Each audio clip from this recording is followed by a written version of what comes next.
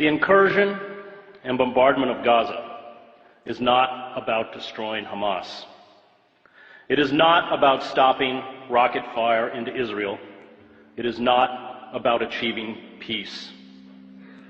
The Israeli decision to rain death and destruction on Gaza, to use lethal weapons of the modern battlefield on a largely defenseless civilian population, is the final phase in the decades-long campaign to ethnically cleanse Palestinians.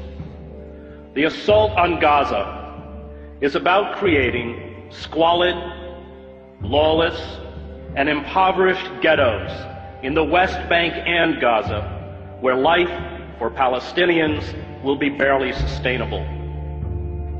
It is about building a series of ringed Palestinian enclaves where the Israeli military will have the ability to instantly shut off movement, food, medicine, and goods to perpetuate the misery.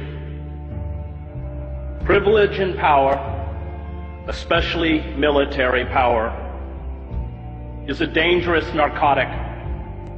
Violence destroys those who bear the brunt of its force, but also those who try to use it to become gods.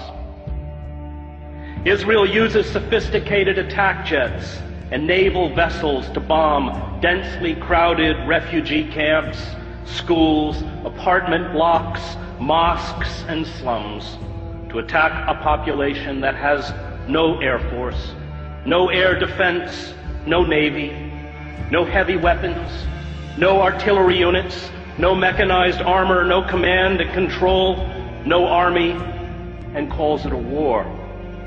It is not a war. It is murder. Images of dead Palestinian children lined up as if asleep on the floor of the main hospital in Gaza are a metaphor for the future. Israel will from now on speak to the Palestinians in the language of death.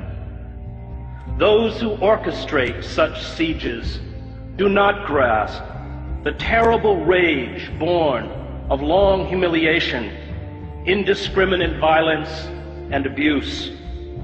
A father or a mother whose child dies because of a lack of vaccines or proper medical care does not forget. A boy whose ill grandmother dies while being detained at an Israeli checkpoint does not forget. Families who carry the broken bodies of their children to hospitals do not forget. All who endure humiliation, abuse, and the murder of those they love do not forget. This rage becomes a virus within those who eventually stumble out into the daylight. Is it any wonder that 71% of children interviewed at a school in Gaza recently said they wanted to be a martyr? The refusal by our political leaders, from Barack Obama to all but 5 members of Congress, to the major media, to speak out in defense of the rule of law and fundamental human rights exposes our cowardice and our hypocrisy. The public debate about the Gaza attack engages in the absurd pretense that it is Israel, not the Palestinians, whose security and dignity is being threatened.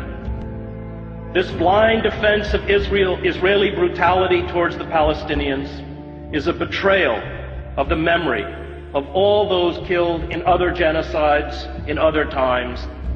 The lesson of the Holocaust is not that Jews are special. It is not that Jews are unique. It is not that Jews are eternal victims. The lesson of the Holocaust is that when you have the capacity to halt genocide, and you do not, no matter who carries out that genocide or who it is directed against, you are culpable.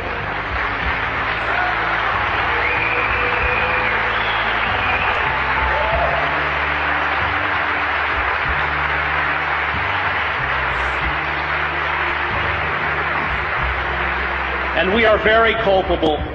The F-16 fighter jets, the Apache attack helicopters, the 250-pound smart GBU-39 bombs are all part of the $3 billion military aid we give to Israel.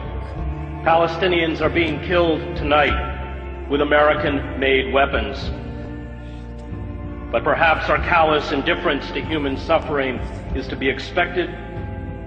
We, after all, kill women and children on an even vaster scale in Iraq and Afghanistan.